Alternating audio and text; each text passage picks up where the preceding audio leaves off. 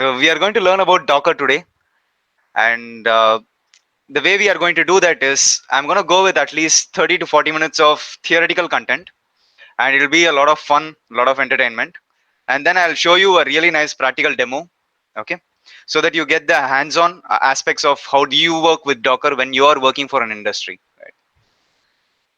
So just a small disclaimer. So some of the following slides contain some GIFs.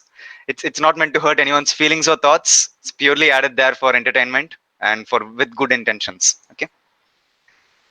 So something about myself. So they would have introduced me, and you would have seen that on YouTube Live. So they mentioned that I'm working as a cloud engineer for a company called Presidio. But this is my college life on the left side, and this has been the last 3 years on the right side. So I do have a Apple MacBook with me. Uh, so I just like to boast off that I do have one. But on a serious note, the things that we have achieved over the last 3 years, it has made me so happy, and I am very proud of my team, the team that's working behind me and getting all of this content ready and so on. So on the left side over here, you do see all of my certifications, and in the center, you do see my industry experience. So I started off as a technical analyst at a company called Riveture, and then I moved as an DevOps engineer at Blackstraw.ai. It's an AI-based product company, and then I'm right now working for the last 1 year. This Friday, I completed my 1 year with Coda Global, which was recently acquired by Presidio. And other than that, during my free time, I do this corporate training for a lot of industry professionals as part of Network Geek. And I do have my own initiative called as the Zeros Initiative, where we provide education for free for literally everyone on this entire planet. And on the right side, I'm very happy and very proud to say that we have trained more than 42,000 industry professionals through our Udemy course. It is the most practical content out there on AWS and on Docker. And recently, we have also started adding a lot of infrastructure as code tool based content to our course. Please do wait for this month end, and you'll be able to get it for free on Udemy again. So we have also guest lectured at 20 plus colleges and impacted more than 3,000 plus students. We have conducted a lot of corporate training on weekends. Last 1 year, we have been able to do that for at least 9 batches on AWS and containerization. We have transformed a lot of people's life in order for them to get started on a lot of industry jargons like cloud, Docker, and so on, and allowed them at least to get an hands-on exposure onto that technology, and also get placed with a really good organization, increasing their salary at least twice. And I do talk about this particular philosophy a lot when I do a lot of my guest lectures. It's just that you have to spend one concept a day. You have to learn that. You get 365 concepts for the entire year, which is almost equal to 4 technical certifications from my understanding. Okay, so enough about me. Let's get started and let's deep dive into what virtualization is, what containerization is, and then let's start learning about Docker. Okay. So virtualization, again, I do have these very nice GIFs over here that would allow you to easily understand what virtualization is. So virtualization is the process of running a virtual instance on a computer system, again, by using the same hardware. Again, most commonly you would relate to it by running multiple operating systems on a single computer hardware. So if you do have a hardware, and you would remember that you can enable virtualization on your BIOS, which means your Windows update is going to run, and it's going to install certain software, certain firmwares that's going to allow you to create virtual machines. And that firmware or that software, we call it as an hypervisor. So that's the center diagram over there for you. It's a firmware or a software that allows you to create virtual machines. So again, now let's think about 10 years back how things were. So why would you need to do virtualization? You would like to utilize that hardware to the maximum. You would like to save cost. You don't want to provision more machines in order to do different deployments. You would do that on a single physical host by creating more virtual machines on that host. So when you go back to your college days, you can think about virtualization wherein you are entering into 2 different operating systems in your college labs, either a Windows based or a Linux based operating system. Either it's a Windows 7 and a Ubuntu side by side for all of your Linux labs. So that was called as hardware level virtualization, wherein you enter into a single operating system right at the boot settings. But then later down the line, we started having para virtualization, which is operating system level virtualization, wherein you enter into an operating system and then you go ahead and create a virtual machine either by using Oracle VirtualBox or VMware Player and so on. So this allowed you to do operating system level virtualization, wherein the host operating system that you went into at the start is aware about the different virtual machines that are running side by side. But when it came to hardware level virtualization, you enter into either one of the operating systems at the boot level. So both of those operating systems are literally not aware about the other operating system that is running. According to AWS or according to Amazon or AWS, which is their cloud-based platform, they gave one statement that stated that hardware level virtualization was much more efficient than para virtualization. And that's the reason why most of your virtual machines that you are creating in the cloud, and we will create one later today, all of them are HVM based virtual machines. But the cloud based, technologies also support para virtualization, but it's just that hardware level virtual machines have taken over and they are much more efficient. Okay. So this is how you understand virtualization. You think about why would you do virtualization? You have a layer of hypervisor. You go ahead and create multiple virtual machines, probably deploy different applications onto those virtual machines. And then when you talk about HVM versus para virtualization, it's like para virtualization has does not provide much more performance these days compared to hardware level virtualization, but it's just that containerization, when we are talking about it in the next slide, you will learn that it's more inclined towards operating system level virtualization. So you need to have an operating system in order for you to do containerization. So therefore Docker, which is something that we are going to study later today, works based on an operating system. So you do have Windows support for Docker, you have Linux support for Docker, and you have Mac OS. So either one of these three operating systems that you have, you will be able to install Docker and start working along the lines of containerization. But then how do you differentiate between these two? Virtualization enables you to run multiple operating systems on a single piece of hardware, whereas containerization allows you to deploy multiple applications using the same operating system on a single virtual machine or server. So that means you have your hardware, you have your operating system, and then you have multiple applications that you're deploying as containers. And we will take a look at what containers are at a later slide. But it's just that having this kind of feature wherein you are able to do containerization, you remove the bulkiness of the operating system. Because when it came to virtualization, literally every virtual machine that you create had an operating system. But when it comes to containerization, you are removing the OS level. You are having only one host OS, and over that one host OS, you're going ahead and creating containers, and these containers are allowing you to deploy multiple applications. So it works under the OS level virtualization. You need to have an OS before getting started with containerization. And it works on the philosophy that you build once and you ship many times. So there are some constraints that we have always had when it came to deploying applications. It works on my laptop, but it doesn't work in production. So this is a classic statement of a developer. So you may have different libraries when you're working on a development environment, but when you're going to the production environment, you may have some other different versions of your library. So that's a very big headache, and Docker came into the industry in order to solve that. So Docker said that you build your image once, you ship it to different environments, and now you have it working like a charm. Now there are some advanced stuff wherein how you understand as to how Docker works underneath, like Linux-based constraints like namespaces and control groups. In a single statement, if I had to describe namespaces, it provides isolation. Each and every container that you create has its own namespaces, like the file system namespace, the network namespace, and so on. And control groups are something that specify that each and every container that you use to deploy your application has this constraint in terms of the memory, has this constraint in terms of how much CPU it can take, has this constraint in terms of how much disk it can take. So that's how you explain namespaces and control groups and understand it in a very easy manner.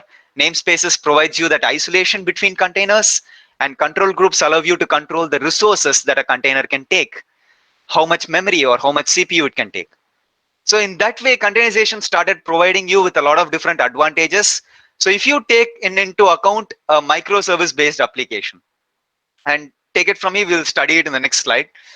When we take into account a microservice based application, you have 5 different services that you would like to deploy. You don't want to do that on individual virtual machines. Instead of that, what you would do is you would go ahead and deploy these 5 different microservices onto containers. And now everything becomes easy for you. So this is where we start comparing between monolith and microservices. So monolith application, let's say 2006-7, we were working with a lot of monolith based applications. During that time, you can think to yourself that it's tightly coupled. Literally everything. You have your entire business logic sitting in one layer. You have your user interface, which is your front end code, also sitting within the same. And you have your data interface, which is nothing but your data access object layer or your DAO layer, which is talking to your database. And now everything is tightly coupled. Let's say that you have an exception onto just one of your business microservice. What's going to happen? Your entire application is going to go down. And that's bad, right? You should never have downtime for your application. So let's say that you have multiple teams that are working on this monolith based application. And now, again, you're going to face a constraint over there wherein you have to do a lot of testing, a lot of manual testing before even going ahead with your release cycle in order to deploy it to one specific environment. And therefore, your delivery dates are going to be pretty far. You will not be able to go ahead and deliver on an agile basis. Some more constraints when you start working with monolith is just that it's very bulky, and therefore you need to do a lot of manual testing. You can't have individual release cycles. Your deployment CI/CD pipeline is going to become much more complex. So these are some of the constraints when it comes to having a monolith based application. It's just that it's bad, man. It's like you just have one single entity, and even scaling becomes a huge problem. Your startup time becomes a huge problem. But then when you move on to microservices, you do have a lot of advantage right now. You break down your entire business layer into individual microservices where they can have their own connection to a separate database if possible. You have your microservice UI also running separately, or your user interface running separately. So now let's think about an Amazon based application over here. You have an order service, you have a product service, you have a review service, you have a user service that handles all login logout functionality. Over here, since you have 4 to 5 different microservices, even if one service goes down, it doesn't impact the entire application. So let's say, for example, the order service goes down. You will still be able to see list of all products. You'll still be able to see all of the categories. You'll still be able to log in and log out. You'll still be able to see all of the reviews. But then what you'll not be able to do is just only order a particular product. So that's the kind of advantage which microservice provides you with, where it talks about loose coupling, whereas monolith is tight coupling. So in that way, you don't have a single point of failure when it comes to microservices. And other than that, you can have separate teams working on a specific microservice. You can have separate release cycles for a specific microservice. You can have scaling independently happening for a specific microservice. Let's say, for example, that you have this Black Friday sale of Amazon, wherein a lot of people are ordering a lot of different services. When that's going to happen, you would probably need the order service alone to scale up in order to handle all of those different orders. So in that way, what you can do if you're working with containers is just that take the order service, launch it onto another container on a different port, and therefore you're just going to load balance all of your requests across multiple instances of your order service. So in that way, you can scale within a matter of seconds. So that is another great advantage that microservice provides you with.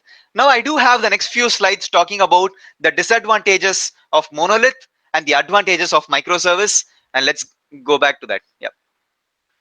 So this is a very nice GIF that I found out, because again, like monolith is pretty legacy. You would never go ahead and start developing an application with monolith based architectures.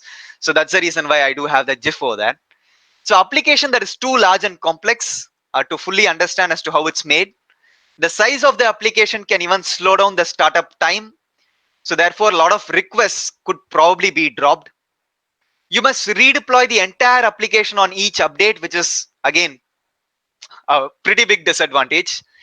The impact of change is usually not well understood, and again, you need to do extensive manual testing.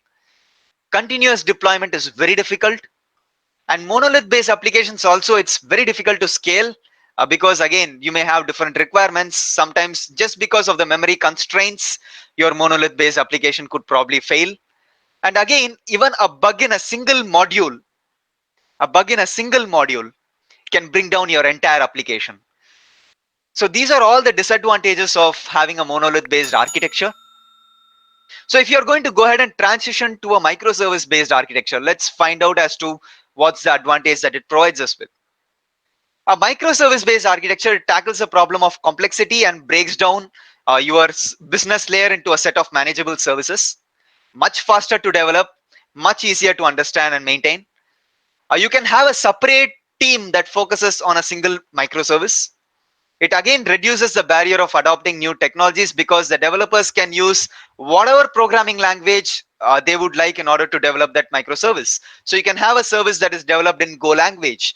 You can have a service that's developed in Java programming language. You can have a service that's developed in Python. Totally fine. It's totally up to the developer to choose the technology that they would like. Again, microservice architecture also enables you to independently deploy each and every service, having a separate release cycle for each and every service. So again, continuous deployment or continuous delivery or CI/CD becomes much easier for you. Again, microservice architecture enables each and every service to be scaled independently. So scaling also becomes much more easy for you over here. You can just go ahead and take a simple microservice and run it on a different port. That's what we are going to do today. I'm going to show you as to how to deploy the same service on totally different ports, and that to deploy a single microservice. And how would you possibly do that? Okay. So this is where the world of Docker comes into play. So Docker came out in the year 2014. When microservice was the buzz term in the industry, Docker helped you do a lot of deployments with microservices. And again, it became the de facto tool in your CI/CD pipeline. Or when you are talking about DevOps, you always talk about Docker. And Docker, it's just a set of platform as a service based products that use OS level virtualization to deliver software packages in containers. So this is where you talk about this diagram wherein you have your infrastructure, you have your host operating system. It can be Linux, Windows, or a Mac OS. And then you have this Docker layer installed. And Docker is nothing but a set of tools that allow you to create containers. And these containers are running over your host operating system. So again, you are removing the bulkiness of your OS when you compare this with virtualization. So virtualization has independent virtual machines, which has independent OS running. So you want to remove that OS from there so that your startup time is pretty quick, 120 milliseconds. That's your startup time. So that's where you have containerization coming into play, and you have containers which consist of nothing but binaries and libraries and individual applications that you have that is running over your binaries and libraries. And each and every one of these over here could be a separate container, and each and every container can run on a separate port. Each and every container can go ahead and have its own CPU limits, memory limits. Each and every container can have its own volume or storage. So in that way, these containers are isolated due to the concepts of namespaces and control groups in Linux, which is pretty cool, man. So now you can just have one single host and deploy as many number of containers as possible, which are finally constrained to the host hardware. So if your host hardware is going to have 8 virtual CPUs, 20 gigs of RAM, so all of your containers that you're going to create is now constrained by that 8 virtual CPUs and 20 gigs of RAM. So that's something that you have to remember, because at one point of time you may run out of resources. So what you have to do is just go ahead and launch another host and start working with containers on that new host. Okay. So again, clustering is a concept that is supported by Docker, and that's pretty advanced concept, and I'll give you a link or a resource where you can learn about how do you cluster Docker hosts together to form a cluster where you can deploy containers across your entire cluster. But today we will be just deploying containers onto a single host. Okay, so this is how Docker works, and this is the Docker architecture or the ecosystem of Docker. So I'll just take at least 2 to 3 minutes in order to explain this, how this works. So whenever you install Docker onto your system, you have the client and the server. So it follows a client server based model, wherein your server is your Docker daemon, which is running in the background, which exposes REST APIs or APIs. And each and every command that you do from your CLI or your command prompt or terminal in macOS, each and every Docker command that you type, it's going to be interpreted by the Docker server.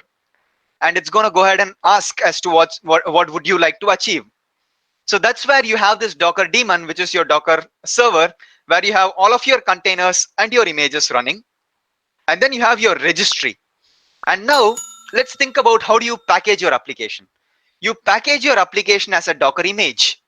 So it's just another name for packaging your applications. So your code, your runtime, everything, even your system libraries and so on, you would package that into a Docker image and you would host that Docker image onto a registry.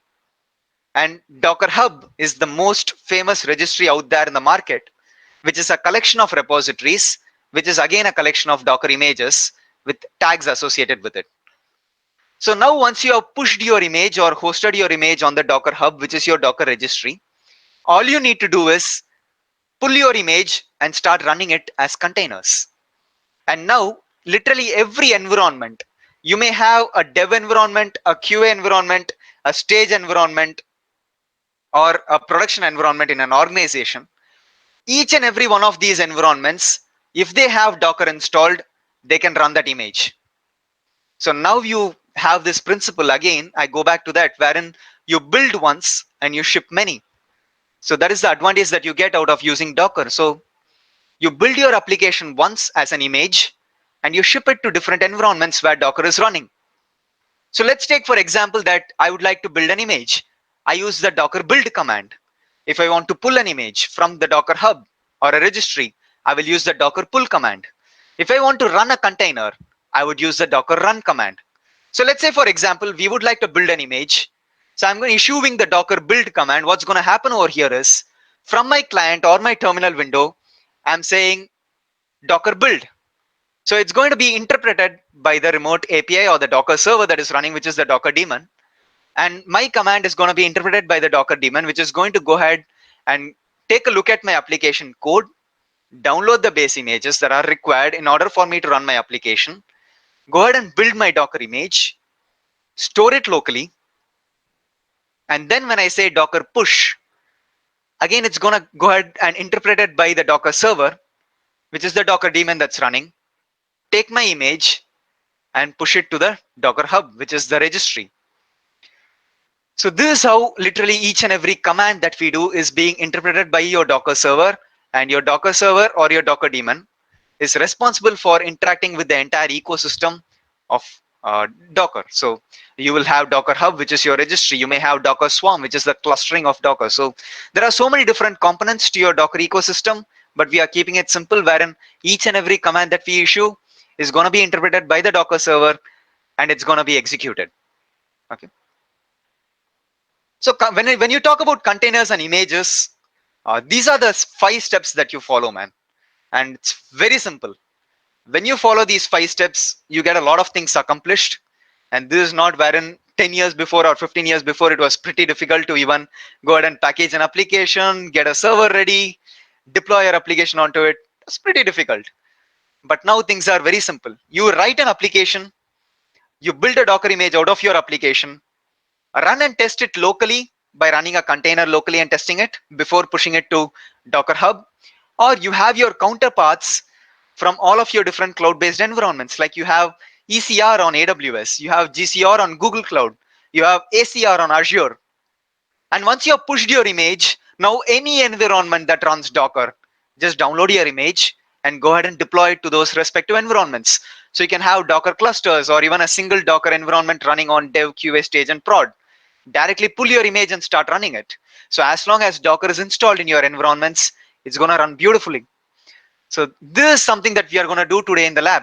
So we are going to write an application code, build a Docker image, run and test it locally, push it to Docker Hub, create a cloud-based virtual machine, install Docker onto it, download the image, run it over there. So those are the steps that we are going to do. So hang on with me. I just wanted to ensure that I don't do death by PowerPoint. So it's going to be more practical from now onwards. So this is where I open up this GIF wherein we are going to build a house, but actually we are going to build an application as a Dockerized application. Okay. So let's get started doing this. So step 1, write an application. So if you guys are able to see my screen, I do have Spring Tool Suite. Over here, this is my favorite editor for writing Java based applications. So over here, I do have an application that I've already created, and this application does nothing but just gives you the status of whether it's up and running or not. So if you go ahead and take a look at this application, it's a Java based, Maven based application. If you are not a coder, totally fine, man. It's perfectly fine. I'm just going to show you only one or two configurations on this application that you need to understand as to how it works, because every application that we deploy, you need to think about the port on which it's going to run. So when you start thinking about the port on which it's going to run, you need to take a look at application.properties for any Spring Boot application. So when I open up this application.properties, you do see over here, we have server.port, which is 5000, which means our application, when it's going to run, is going to run on port 5000. And then we have a specific context path. And this context path is nothing but just a prefix to all of your URLs of your application. So I've just given a context path of /app. So similar to this, you may have 10 different microservices over here, and you may run each and every microservice on different ports, and they may have their different path over here. So one can be /student, one can be /teacher, one can be /college, and so on. Depends on how you architect your application. Okay. So now the next step that we are going to do over here is we are going to go ahead and run this locally from the IDE first. Then we are going to containerize it. Then we are going to run it from Docker, and then we are going to run it in the cloud. So you're going to find out the entire aspects of how this works. So let's first run it. A Spring Boot application generally consists of an application file which has public static void main string args. This is something that we have studied in college when we studied about Java. You need to have a main method in order for you to run an application. So all we have to do is just right click, run as Spring Boot app. When you do that, it's going to start your application, and you can see in the logs over here below, it has started this embedded Tomcat server, which is nothing but a web server on port 5000. That is something that we need. And it started it with a context path of /app. So how do we test this out? It's running on localhost. Open your Google Chrome browser. Open up a new tab, start typing localhost 5000 /app/actuator/health. This is one endpoint in my application that's going to give you an output of status up, which means our application is up and running. Let me just zoom in on this. So everyone should be able to see status up. Okay. So now since our application is running perfectly, it's working fine. Let's go ahead and stop our server from running. And let's start thinking about how do we Dockerize this. So each and every application, if you want to Dockerize your application, you need to write something called as a Docker file. Okay. Let's start writing our Docker file. And you will find out it's pretty simple, man. I'll explain. It's pretty simple. Okay, don't worry. Let me start writing it. So on the root of your application directory, on the root, you need to have a Docker file. So let's just right click. Go ahead and start writing a new file.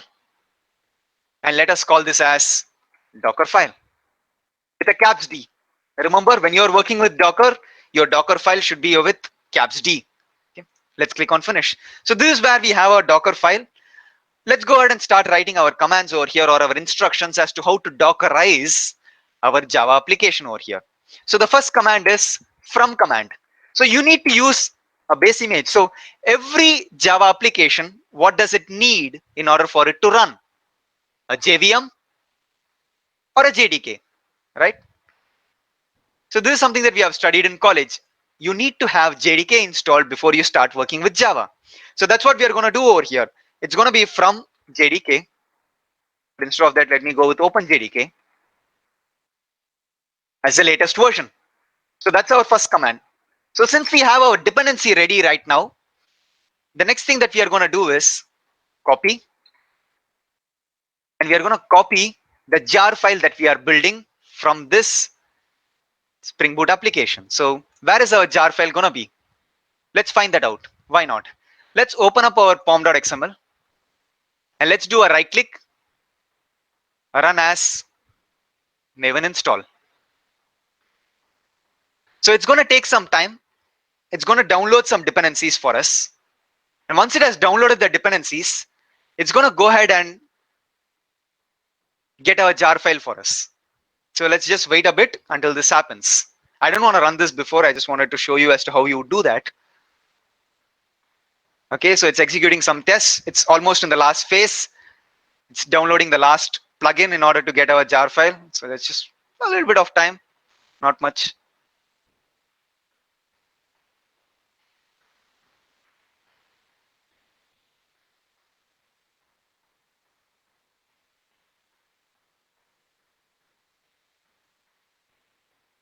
Build is success. Beautiful. Cool. So now if you ask me where the jar file is going to reside, it's going to always reside in your target directory. But again, it's showing empty over here. Why not? All we have to do is just right click, refresh. Oh, sorry, for the project. Right click, refresh. Brilliant. We do have our target directory within which we have our jar file over here. And this is what we are going to do. We are going to copy our jar file onto our Docker image. So how do we do that? We say target slash. The jar file name is sample hyphen 0.0.1 hyphen snapshot dot jar. And where are we going to copy this? We are going to copy it into the OPT directory of our Linux container that we are going to start. And again, it's going to be the same file name. Once you have done this copying right now, and I'll show you this, I'll show you how this works. Once you have done your copying, all you have to do right now is just run your jar file. For every Java application, how do you run it? Java-jar filename.jar. You'd have at least learned this CLI command in college. Java-jar filename.jar. So that's what we are going to do. We are going to specify a CMD command over here, and we are going to specify this, which is going to be Java-jar.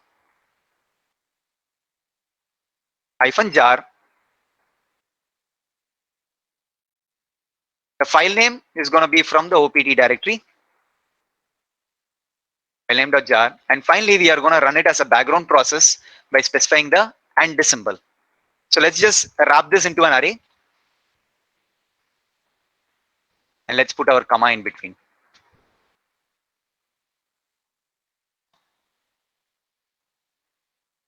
Okay, that's all we need. Those are the instructions that we need. We need a base image that allows us to run a Java application. We copied our jar file onto the OPT directory from within the container, and I'll show you that in a moment once we build our Docker image. And then finally, we are running it with the java-jar filename.jar command. So this is all you need in order to run a Java application. You need JDK installed, which we have. Copy the jar, run the jar, right? So now let's get started by building this Docker image. Let's get started doing that.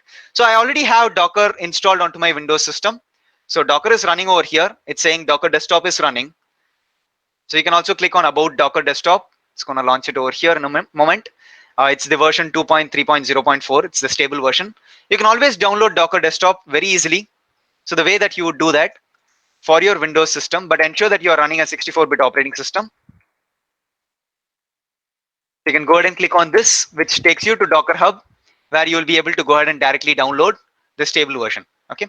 Ensure that always running a 64-bit operating system and minimum of 8 GB of RAM. Okay. So now since Docker is ready for us, let's just check whether Docker is installed or not. Okay. Let's just check that. Open up your command prompt. And let me just, I don't think whether we'll be able to zoom in on this. Oh, cool. We'll not be able to do that. I hope it's visible and legible. Okay. So what we are going to do is just first check whether Docker is running or not. So you do docker -- version. And it's telling you that Docker version 19.0.03.12 is running. You do docker info to check whether you have your client and server that is running or not. So you have your client that is running. You have your server also that is running. Once you get this output, now you are ready to start working with Docker. So let's clear our screen. Oh, sorry, I was working with Mac a lot, so it's CLS. Okay. So the next thing that we are going to do is we are going to traverse into that directory where we have our Spring Boot application. So I'm going to traverse into the E drive and let me do dir. We have the Docker folder over here. Let me do dir. Okay, we have a sample application over here. Let me do dir. Yep, this is where we have our entire path. So traverse to your path on your system. This can also be done in another way. You can close your terminal. Open up your file system, go to the directory, and just click over here on the path and just type cmd over here. It's going to open it over here. Okay. So that's also one more way that you would do that. So now once you have opened your command prompt, the first command that we are going to do over here is we are going to build our Docker image. So let's do that. Let's build our Docker image. So let's say Docker build -t for giving it a name. It's also called as tagging. I'm going to call it as sample app Codezilla, and then press a dot to specify the files in your current working directory and specifically where your Docker file is residing. Your Docker file is residing within this directory. So since we are already in that directory, just specifying a dot at the end should do it. So when you type enter right now, I'll tell you all the things that are going to happen. It's going to contact Docker Hub and download the OpenJDK image. Then it's going to copy our jar file into the OPT directory. And then it's going to add the instruction to run our jar file. Let's see how it does that. Fingers crossed, hit enter.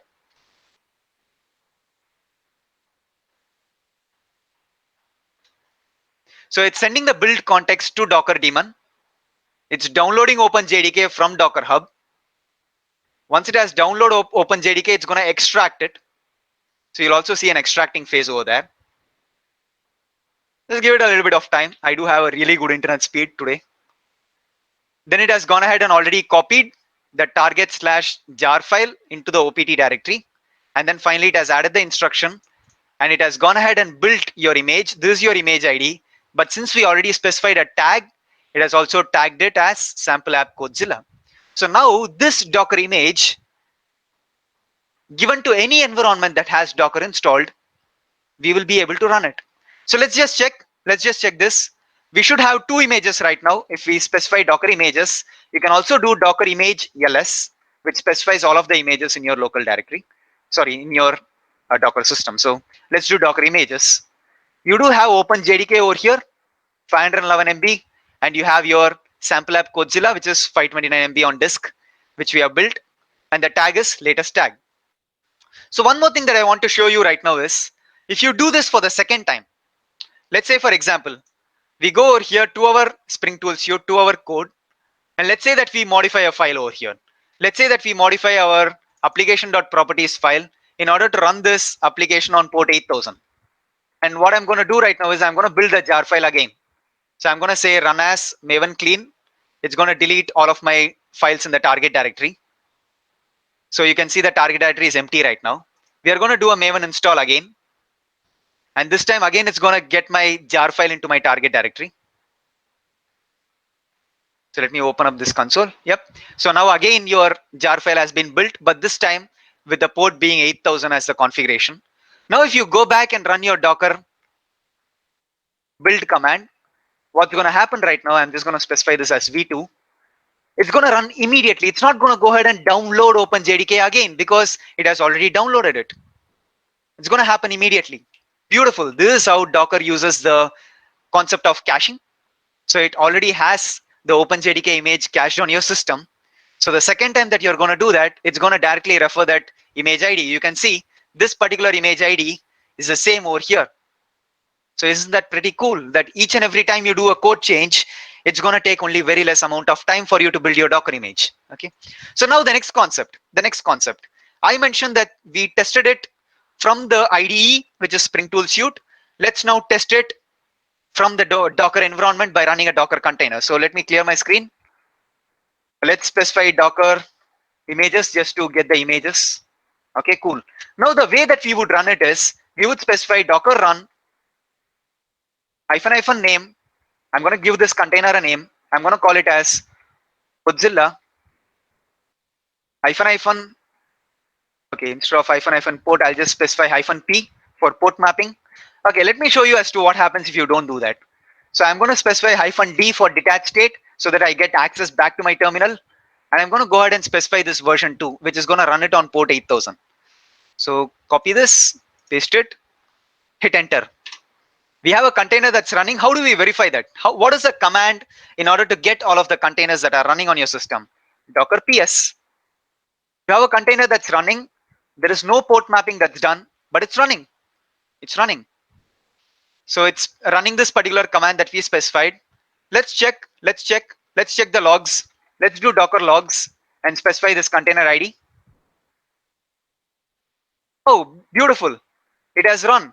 Tomcat exposed on port 8000 on the context path of slash app, which technically means we should be able to access this on the browser, right? So if I go to my browser, do localhost 8000, we should be able to access it. Let's do a new tab. Let's do localhost 8000. Oh man, it's timing out. Why is it timing out? Until we break things, we will not learn something. So that's another philosophy of mine. So let's go ahead and find out as to why it's failing. The reason is because it's not exposed anywhere. It's running as a container, and by default containers are private in nature. You have to expose it in order for you to access it on your host machine. So what do I mean by that? Let's go into this container. Let's go into this container and let's see. So let's go into this container by specifying the command docker exec -it, copy the container ID, paste it over here, specify hyphen, or not necessarily hyphen, just /bin/bash. So we are within the container right now. You can see it does not specify e:\docker and all. It specifies bash, which means we are within the container. Now this time, since we are within the container, it's a Linux-based container. So we have to start using Linux-based commands. Let's do ls.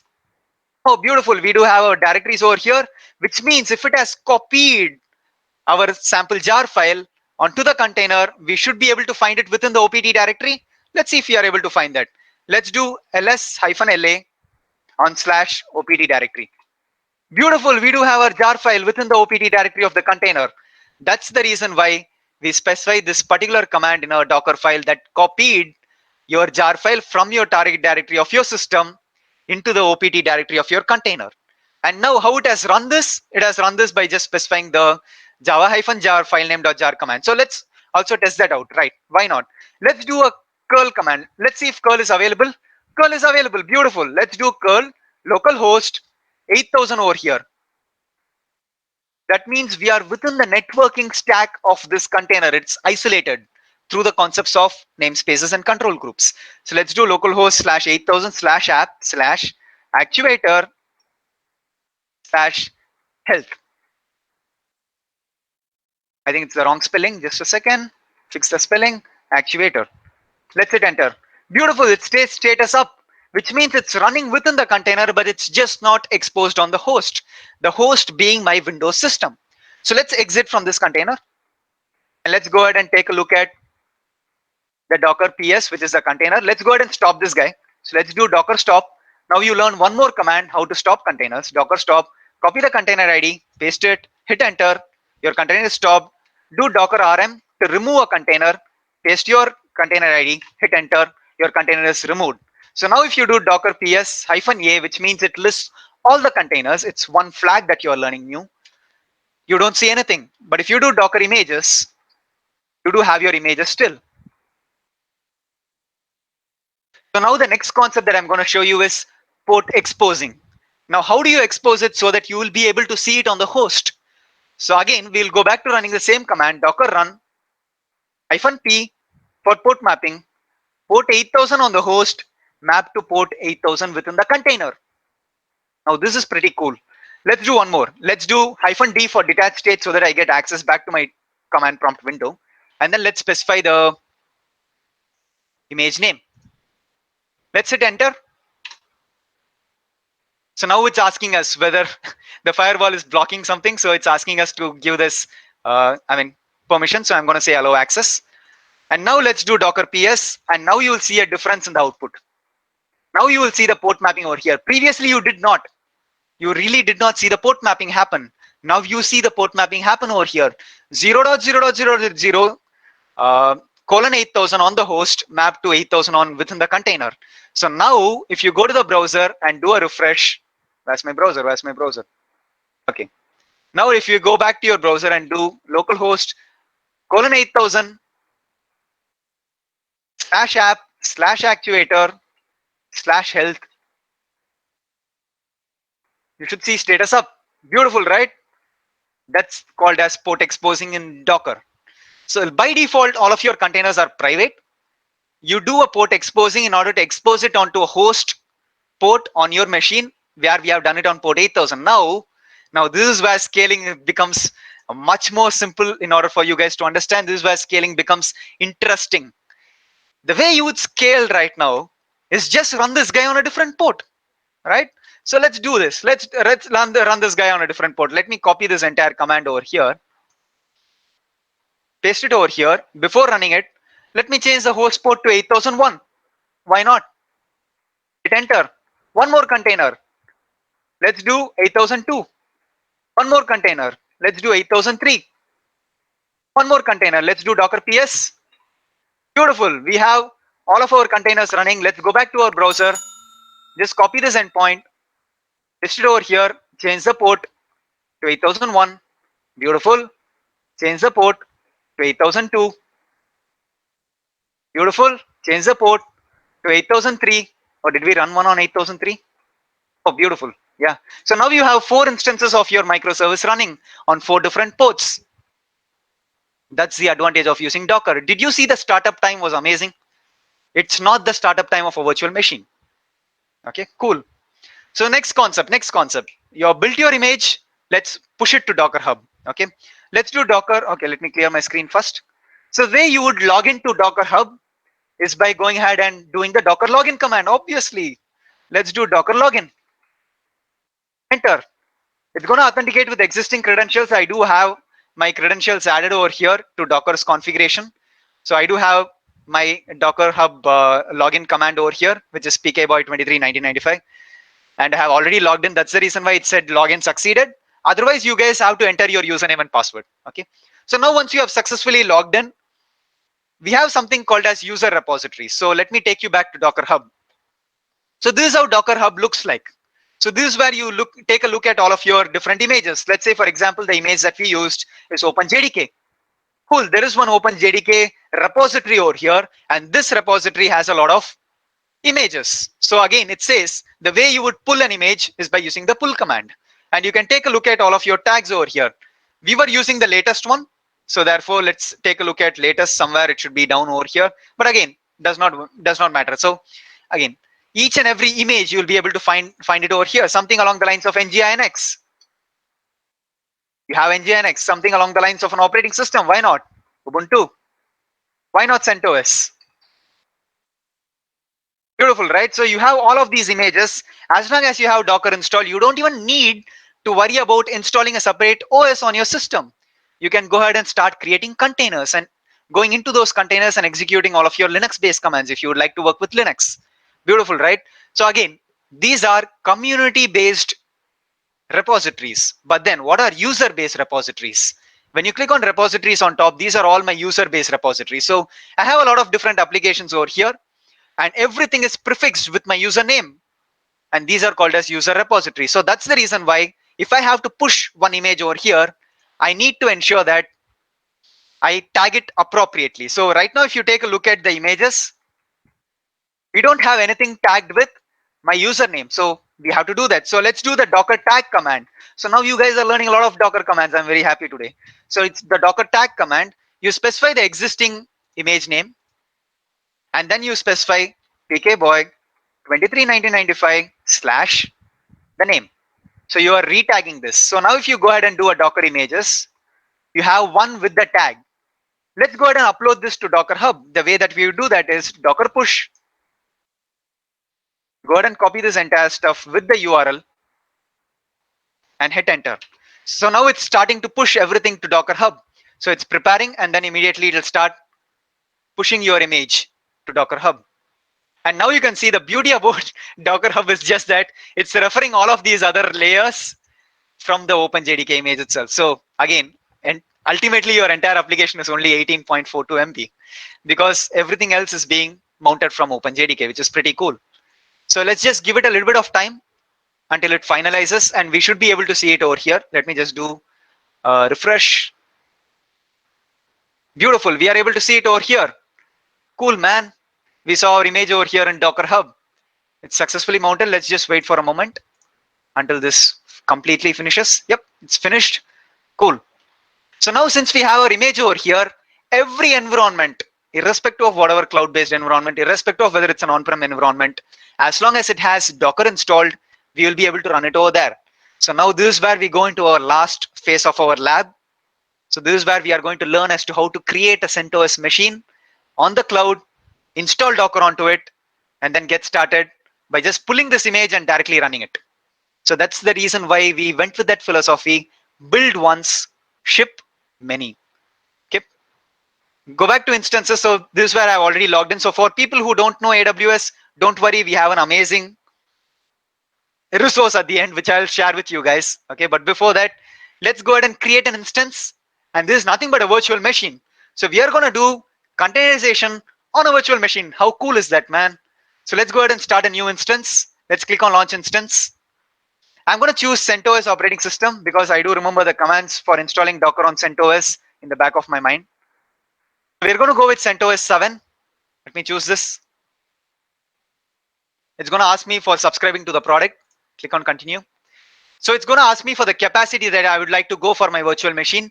Just to keep things a little bit complex, I'm going to go with a higher capacity just to ensure that we can install Docker and not limited by the constraints of 1 GB of RAM or one virtual CPU. We are going to go with minimum of 4 gigs of RAM. So we're going to configure the instance details. Nothing much over here. I don't want to even explain all of these concepts. It's not an AWS course. So I'm just going to leave everything default. I'm going to go with just 8 gigs of storage for my virtual machine. It's nothing but your laptop, but it's in the cloud. Okay. Click on add tags. I'm just going to call this as my Docker machine. Now the security groups. This is where fun starts. I'm going to just open up port 22 alone to my IP address for right now. But again, we will come back to this at a later point of time. I'm just going to give this security group a name. I'm going to call this as Docker SG. So security groups, you can think about it as a stateful firewall. Whatever port access you would like to allow into your virtual machine, you would give that in your security group. Very important concept. Always ensure that if at all you want to troubleshoot from your security group. Okay. So let's click on review and launch. Launch. I do already have a key pair for this instance. Key pairs are nothing but a public key and a private key. A public key is already there on the instance, which is the lock. Your private key is the key that you would use to unlock the lock. Very simple, right? Easy analogy. Public key is already there on the instance or the virtual machine. You use the private key in order to unlock the lock and go into the operating system. Okay. So I'm going to go ahead and launch this virtual machine. The advantages of cloud is excellent, man. If at all you are sitting in any one of my sessions, you will at least learn some concept in regards to the cloud. Because I'm a fan of the cloud, any virtual machine that you create, a matter of 15 seconds to 20 seconds, you will see that coming into the running status. You'll be able to start working with it. This was not how things were 15 years before. So just keep clicking refresh, 15 to 20 seconds, it should be up and running. Beautiful. It's up and running. And we do get a public IP for this instance and also a private IP. So we are going to use the public IP in order to log in to this instance. So let's just give it a second or two before we start logging in. And the most famous SSH tool in the market everyone uses is PuTTY. Let's open up PuTTY. Sorry, this is PuTTY Gen. Let me open up PuTTY. Cool. So this is an SSH client, and we are going to use this in order to log into our Docker machine in the cloud by using the public IP address. But before that, every operating system on the AWS side has a default username. Amazon Linux AMI has the default username of EC2-user. CentOS has the default username of CentOS. Ubuntu has the default username of Ubuntu. So this is where we do this, where we specify CentOS as the default username at the public IP address. Copy the public IP, paste it over here. Expand SSH. Don't click on SSH. Expand SSH. Click on auth. Click on browse. Choose your key pair and click on open. The machine is still not yet started. Probably just give it a little bit of time. Still not yet started. Oh, cool, man. It started. Brilliant. Okay. Now we are within our CentOS machine. If this is not legible, let me do one thing. Let me change the PuTTY's configuration to have probably bigger font. So let me see font. Where is that? Behavior appearance. Yep, font. Okay, I'm just gonna go with 28 for right now so that you guys are able to see. Session CentOS at the public IP.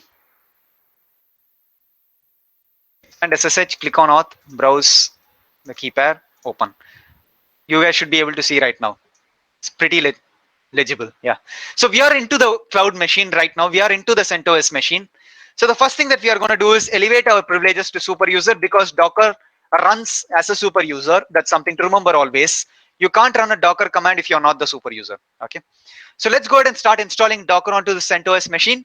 So the first command, install all of the dependencies in order for you to go ahead and get started by installing Docker. So Docker has certain dependencies that you need to install. So in order to do that, you will do this command, yum install yum-config -manager device -mapper -persistent data lvm2. So these are the libraries that we need to install, and it's going to go ahead and download those libraries for you. We didn't specify -y command, which means it's going to ask us for confirmation.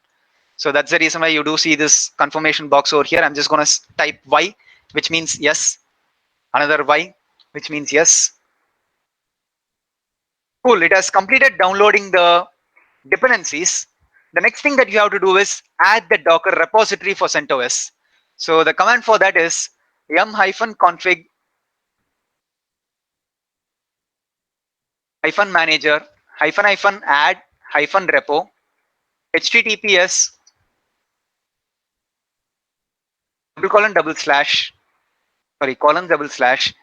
download dot docker dot com /linux /CentOS /docker -ce dot repo. So this is a repository file which has all of the necessary metadata in order for you to download Docker onto CentOS. Once you do that, it's going to save your docker -ce.repo to the etc yum.repos.d directory. And now all you need to do is just go ahead and install Docker, man. Specify the command yum install docker -ce docker -ce -cli, because we need the command line, as well as container d.io. Once you do this, it's going to start downloading the latest version of Docker. You can see over here, Docker's latest version is 19.03.12, and this E stands for Apple release. So let's go ahead and click on Y, hit enter. So now it's going to go ahead and start installing Docker for you. Once it has installed Docker, you need to start Docker, and I'll show you as to how to do that. And then all you need to do, guys, is just download the image and run it. That's all you need to do. So let's just wait for a moment until it installs all of those 4 packages. It's installing the second one right now. The third one, which is the CLI. And finally, Docker. Cool. So once it has installed Docker onto your Linux system, this is a CentOS system, you can type systemctl status docker. It's going to say Docker is inactive. It's just loaded and it's in the inactive status. It's not yet run. So all you have to do is type systemctl start Docker. Docker will be started. And to keep it running through restarts of the virtual machine, one tidbit command for you guys, systemctl enable Docker. It's going to keep it running through restarts of the virtual machine, of the CentOS machine. So now going back to the status command, Docker is running, it's active and it's running. So which means all of the commands that we did locally, you should be able to do that over here too. So let me clear the screen. If you do Docker images, empty. Docker ps-a, empty. But now we are going to download the Docker image. Let's download it from Docker Hub. Let me just copy this. Click on the repository and copy the pull command. Oh, it's saying Docker push because it's a repository, but we are going to use the Docker pull command. So let me just copy this URL alone. Let us do Docker pull and paste that in. Hit enter. Beautiful, man. It's downloading. It's downloading it. It's almost done. It's extracting and almost done. It's pretty cool. So we have Docker installed. We have downloaded the image. Now let's do Docker images. Cool, man. We do have this image over here. Same 529 MB on disk. So now all we have to do is just run this image. So the way you would run it as a container. So you do Docker run -p, okay, for the port mapping. Let's do port 8000. We know it runs internally on port 8000, so we can run it on the host on the same port. and do -D to get back access to your terminal as a detached mode, and just copy this image name. Oops, I did paste it twice. Backspace it. Godzilla V2. Yep. Hit enter. You should have a container that starts. If you do Docker PS, you should be able to see that container starting.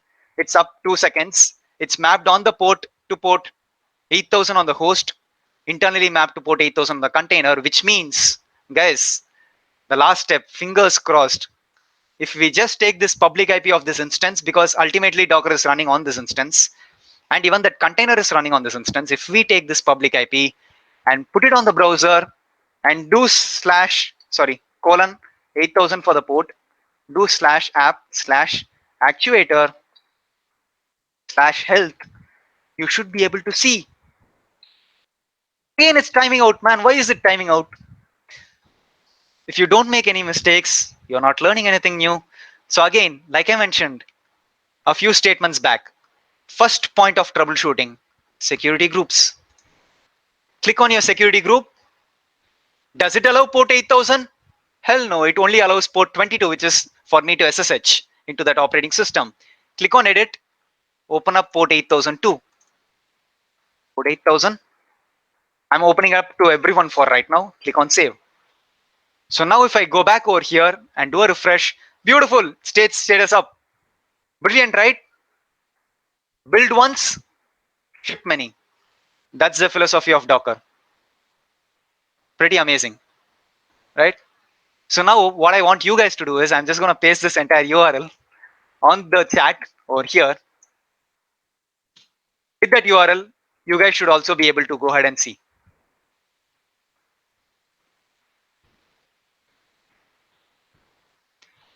Just give me a confirmation you guys are able to see. You should also be able to see.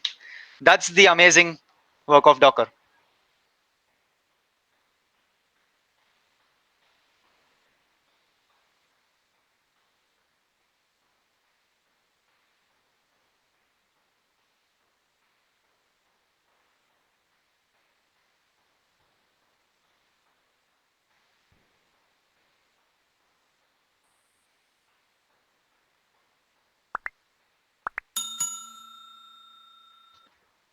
Okay, so I hope everyone is able to access. Beautiful, man. Thanks a lot. Okay, so going back to our slides, not this one, over here. Yep. So these are the things that we did. And again, for people who don't know what actuator is, don't worry. We have the Q&A session. I'll answer literally every one of your questions. Okay. So you write an application, you build a Docker image, you run and test it locally. You go ahead and also test it from your system as a container, or run it through your IDE and test it, and then go ahead and push it to Docker Hub and its counterparts on the cloud side, or ECR, GCR, and ACR. And then you go ahead and pull and deploy it to any environment that has Docker installed. Okay. Okay. Again, going back to a famous quote from Jay Shetty.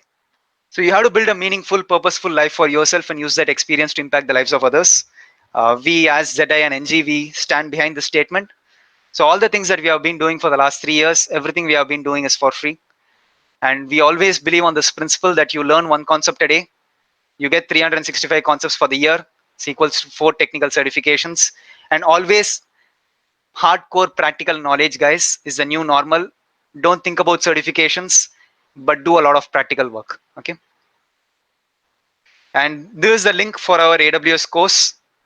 It's on Udemy, but don't buy it right now. Please don't. Next month starting, we will give it for free again for 3 days. Anyone who wants to get it can get it at that point of time. It's 38 hours of in-depth practical knowledge, but it's always for free on the zerosinitiative.teachable platform link. And for more information on Network Geek, you can visit their website. Okay. And we promise that we will always update the course every month with new technologies, content with new content, so that you guys are able to upskill yourselves. Okay. So now since our lab has been completed, I don't want to incur a lot of cost for that particular virtual machine that I created. So first thing that I'm going to do is delete that infra. Okay. And we will go for questions.